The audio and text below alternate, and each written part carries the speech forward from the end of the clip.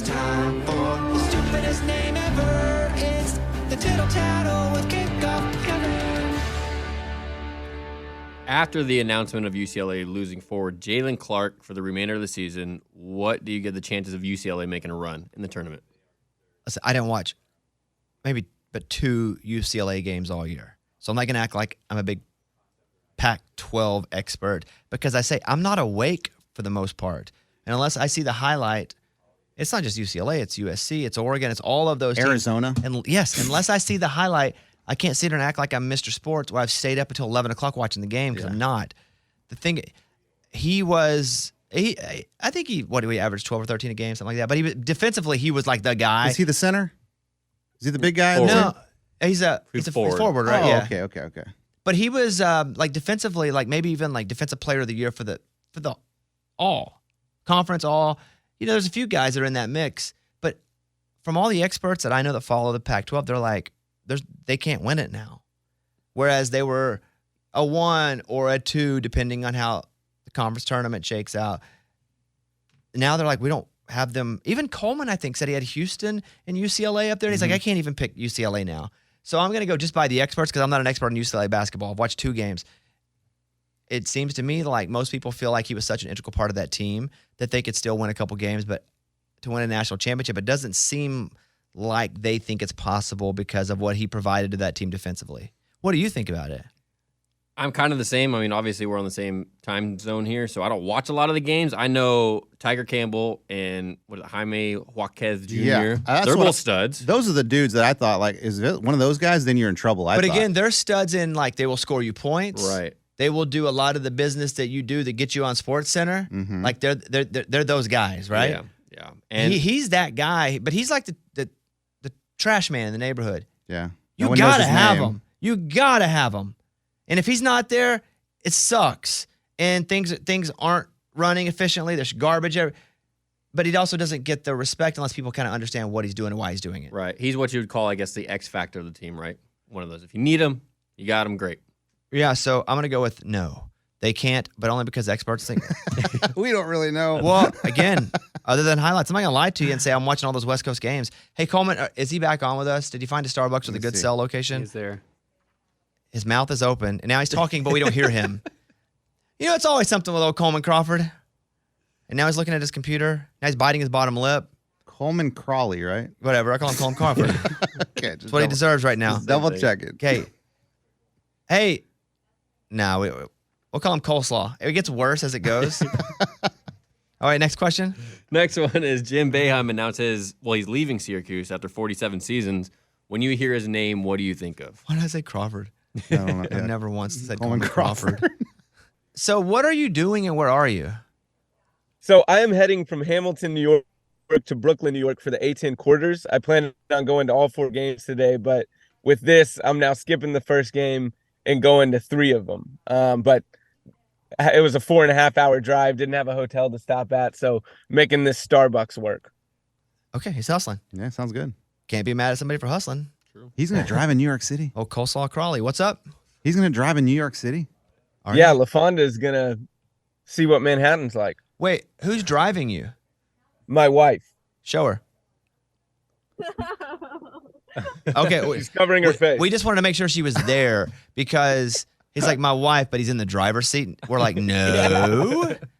So, driving. And who's recording. LaFonda? My car. I'm like, what is he happening? makes LaFonda jokes. the That we don't have any background of it. It's an inside joke. Yeah, we had no background of an inside joke at all. So and yet see if he's still LaFonda can making make it. What? Yeah. Inside joke in my own head. So, yeah, that's a way inside. Okay. Okay. Next question. Sorry, Kevin. Okay, Jim Boeheim announced that he's leaving Syracuse after 47 years. So when you hear that name, what do you think of? Not Coach K. He's not Coach K. Well, yeah. I mean, Like, that's my comparison for the past 10 years. That he's obviously a really great coach, even just to last that long. But he was always in Coach K's shadow in my mind.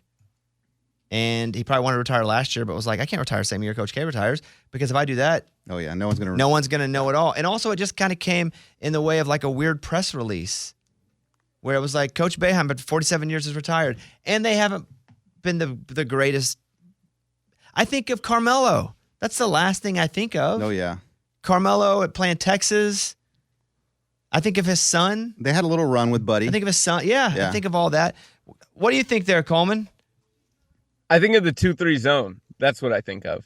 I really wish he would have retired after, what was it, like the 2017 run when they made a run to the Final Four as a 10 seed.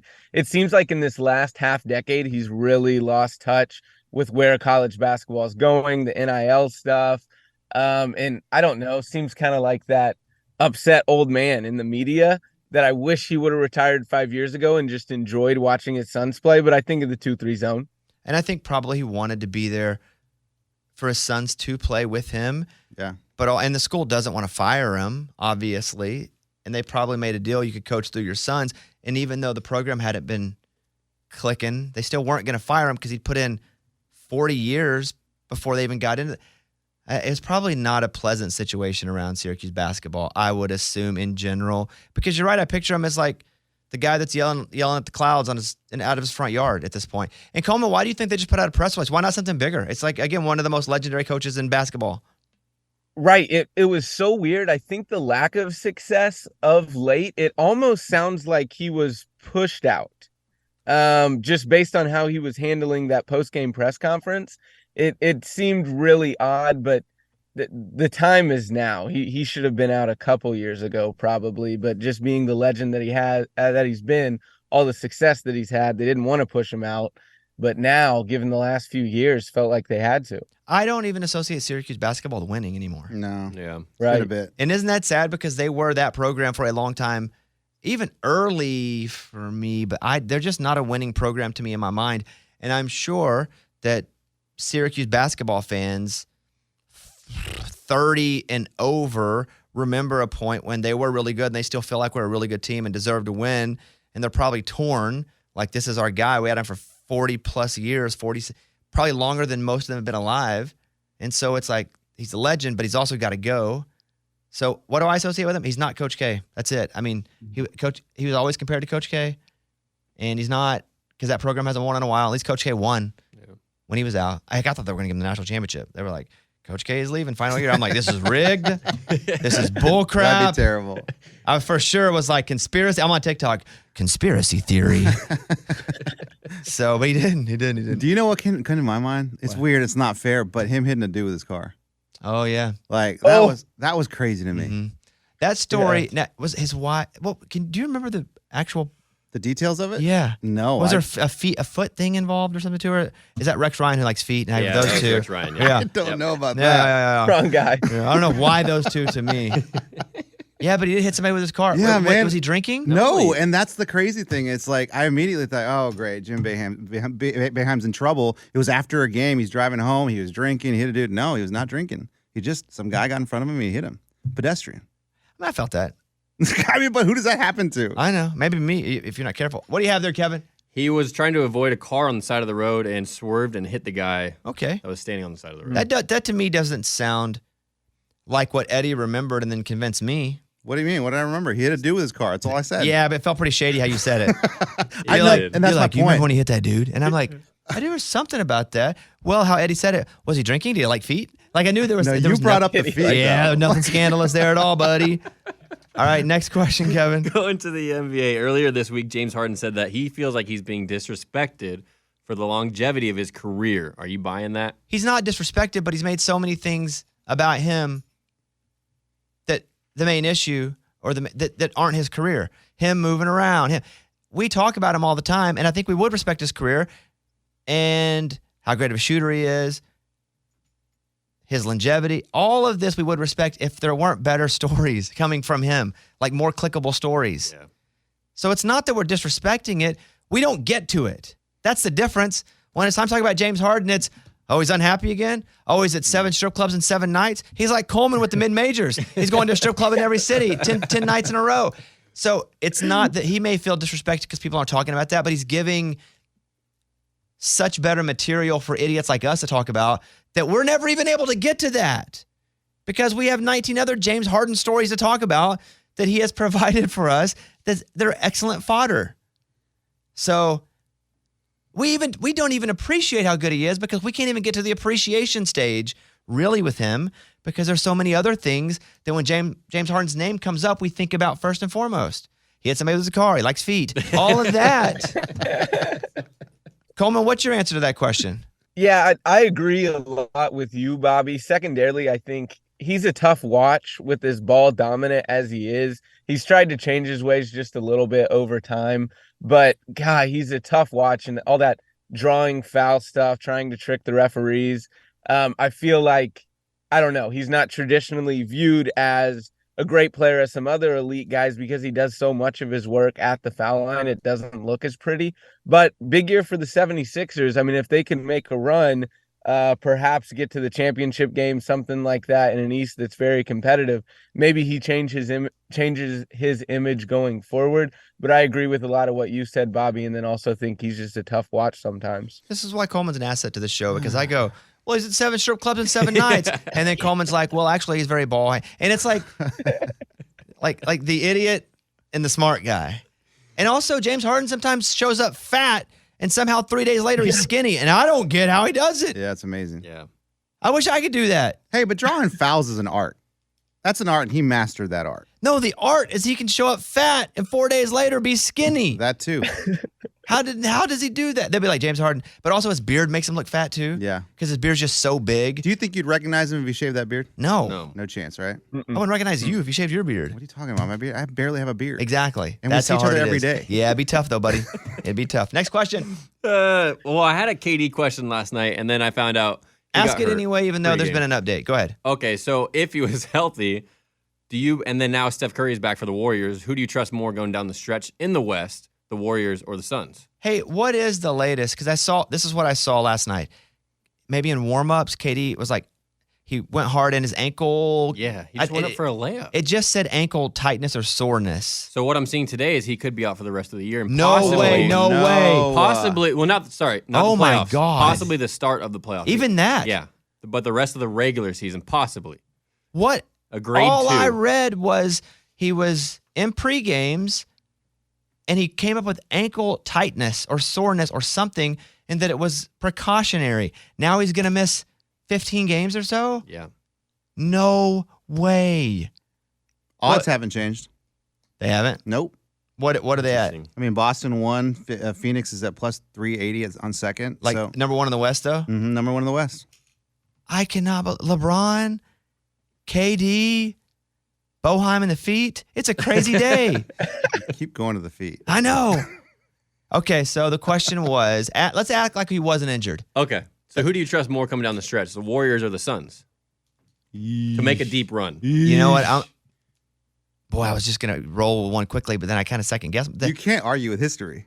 Yeah, I'm still going to go. If I were going to bet, I would bet on the Suns. To watch the attention they have to pay to KD and how much attention now that Booker is not getting from the defense, and Booker is lighting them up. He's what, 35, 36. Booker is playing at a level he hasn't been able to play. He's always had the capability to do it, but he's playing at a level that he hasn't had because he now has all this space because how do you stop the Suns? I mean, Chris Paul's 713 years old. Sure. Still a super effective point guard. KD, number 2, if I'm drafting, maybe 3, 2, still 2. I think you go Giannis 1, KD 2, Jokic 3. But KD's top 3 player in the league. Where's Luka? 4? Yeah, top 5 for sure. I wasn't ready for this question. But who would I put at 4? Because this wasn't the question. No. But I would still probably go with the Suns and a healthy Durant because he is that much of a game changer. And as good as the Warriors are, and they won last year, obviously, they're getting a little older. And Steph's been hurt, but that's tough. I don't not believe in Golden State, though. I'm not saying that at all. What do you think, Coleman? Yeah, no, I would go with the Warriors. Just like Eddie said, the history, you just feel like they're going to figure it out. They did it last year. They're struggling on the road immensely, but a veteran team like that, you feel like eventually they're going to figure it out. I just feel like in So the smart, playoffs, Coleman. though, shut up, Eddie. I just feel like in the playoffs, you pick, usually the team that wins is the team with the best player Mm-hmm. in the playoffs. And it's tough with those teams because, again, it's Steph versus KD. But if they're both healthy, I'm probably going with – then you look at Clay has been playing a lot better this year, especially later in the year. I feel like he's got his half step back. He's lost. But I would still take Booker over Clay. And then it's Draymond versus – what, you wouldn't? Well, no, I'm just saying you're missing Wiggins, like you're missing Draymond. But I'm going to Draymond at 3, Okay. who's a big glue guy, obviously a lot of rebounds. Whatever you need from him, he'll give. But Draymond versus Chris Paul. Now, we're not positioning it up. We're just going third player. Right. I'm probably going with Chris Paul. I'd probably still go with the Suns, but whatever. You guys are idiots. It doesn't matter because he's hurt anyway. I know, That's sucks. bull crap. Yeah, that is bull crap. Sucks. All right, what else? Going to the NFL, if the Jets do get Aaron Rodgers, where do you rank them in the AFC?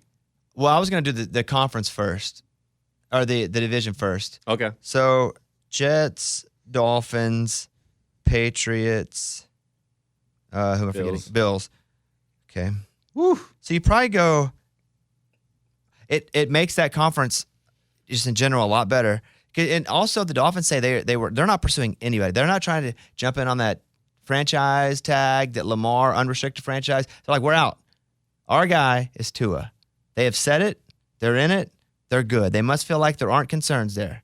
And what's the offer? 2 first-round Well, draft you got picks? to. Well, the offer is whatever you want it to be, but Baltimore gets to match the offer, and if they match it, they keep him. But if they can't match it, well, then they got to pay the contract, and then they have to give Baltimore 2 first-round picks. You mean like when you go to Best Buy and you say, "Hey, I want this TV," but Yeah, Walmart has it for. Hit me that analogy with that. Let me listen here. Go All ahead. right, I'm Best Buy. I see the Samsung right there, and I'm like, I want that, but you have it at $2,011 or $2,100. Walmart has it for $1,800. This price match analogy. it. This analogy is not Can you correct. price match that for me? This analogy is not correct. Okay. So first of all, let's talk about the franchise tag, which I believe is the average of the top 5 at the position. Yeah. Or it's like 20% more of your current salary. Right. Whatever's higher. So what's going to happen here is you got Lamar at that salary, which is way less than he wants, and he wants it all guaranteed. But the only reason they're getting it all guaranteed is the dumb decision. Cleveland has set a terrible example and made a bad decision for everybody.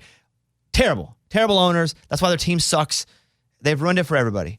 So every quarterback, I want fully guaranteed. I would. Daniel Jones got what, $85 million guaranteed? Yeah. Basically $40 million a year, except it's really only a 2-year deal. So that's where everybody's like, wow, he got $40 million a year, but it's a 2-year deal, but he got 85 up front. Now, if we go over to Baltimore, and I'm not sure the franchise tag money for him if you break it down, but another team gets to come in and go, this is how much we'd give for him. Let's do a TV. You got a TV at Walmart. Yeah, Best Buy. Just go with Walmart, god dang it. Whatever. I'm here. Walmart. Let's But go. you got to change me up right now. I got you. You go into Best Buy, you see a TV that you like. Yep. You have to make an offer on that TV. It's a Samsung HD 4K. Well, it just Let's go says 8K. we'll take the best offer on that TV. You say I'm gonna give you $10 for that TV right there. Well, Walmart's gonna go. Wait, I'm confused on your stores. You confused me. You confused me on the stores, man. It's just 2, man. Walmart and Best Buy. That's it. You don't need 2 stores. Okay. You need 2 TVs. Samsung and I don't. let's go We're down. LG. This is terrible. Anyway, here we go. The division. I'm gonna go Bills, especially if they can get Derrick Henry. Oh. You think they're really going to trade him? I don't. Yeah, I think the Titans would take a 2 and a 4 for Derrick Henry right now. There's a wow. new general manager. I don't think Tannehill lasts. Right. There's just you come in and you get rid of the other guy's stuff. Either year 0, year 1, or you got to get rid of the other guy's stuff immediately, or the other woman's stuff. So you know where Derrick Henry would be good for a couple years? Buffalo. That's the kind of style that they want to play. Oh, yeah. That's the kind of style their quarterback plays.